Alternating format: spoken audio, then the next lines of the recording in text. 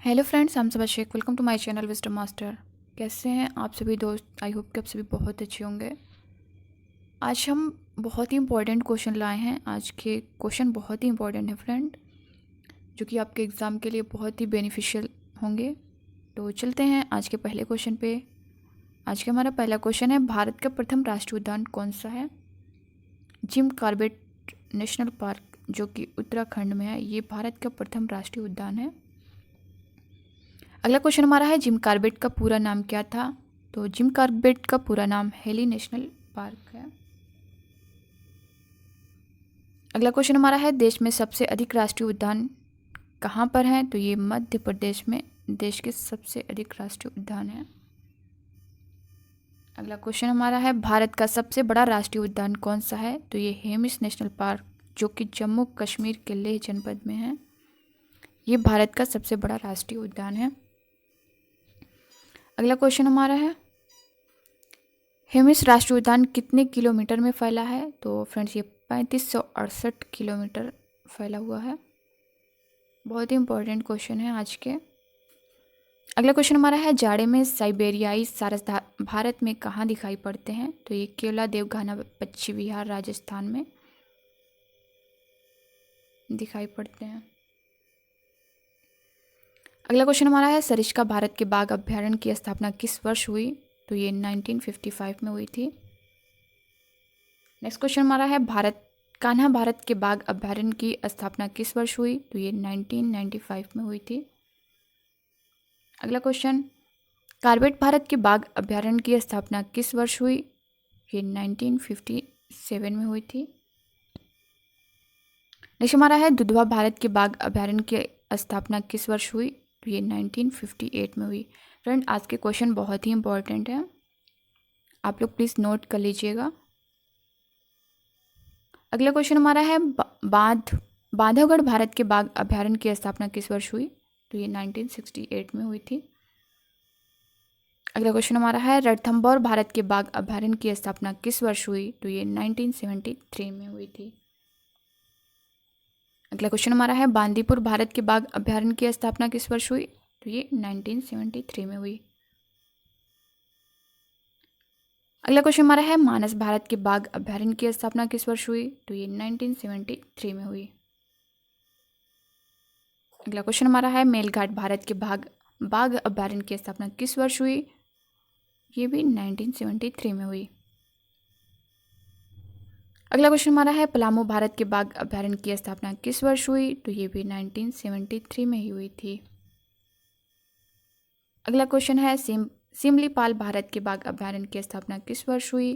तो ये भी 1973 में हुई थी। अगला क्वेश्चन हमारा है, सुंदरवन भारत के बाघ अभ्यारण्य की स्थापना किस वर्ष हुई?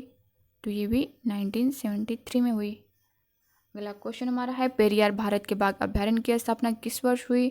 तो ये 1978 में हुआ था। अगला क्वेश्चन हमारा है, नागार्जुन सागर के बाघ अभ्यारण्य की स्थापना किस वर्ष हुई? तो ये 1982 में हुई। अगला क्वेश्चन हमारा है, बक्सा सागर के बाघ अभ्यारण्य की स्थापना किस वर्ष हुई? ये 1982 में हुई। अगला क्वेश्चन हमारा है, नामदफा के बाघ अभ्यारण्य की स्थापना किस वर्ष हुई? तो ये 1982 में हुई। ये क्वेश्चन इंपॉर्टेंट है। अगला क्वेश्चन है, इंद्रावती के बाघ अभ्यारण्य की स्थापना किस वर्ष हुई? ये भी 1982 में हुई थी।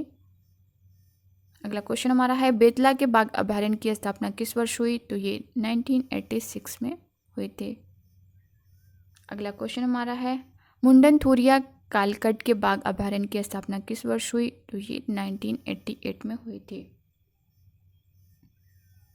अगला क्वेश्चन हमारा है, वाल्मीकि के बाघ अभ्यारण्य की स्थापना किस वर्ष हुई? ये 1989 में हुई थी। फ्रेंड्स, आज के क्वेश्चन बहुत इंपॉर्टेंट है। अगला क्वेश्चन हमारा है, ताड़ोआ अंधेरी के बाघ अभ्यारण्य की स्थापना किस वर्ष हुई? ये 1993 में हुई थी। अगला क्वेश्चन हमारा है, पन्ना के बाघ अभ्यारण्य की स्थापना किस वर्ष हुई? ये 1994 में पन्ना के बाघ अभ्यारण्य की स्थापना हुई। अगला क्वेश्चन हमारा है, दम्फा के बाघ अभ्यारण्य की स्थापना किस वर्ष हुई?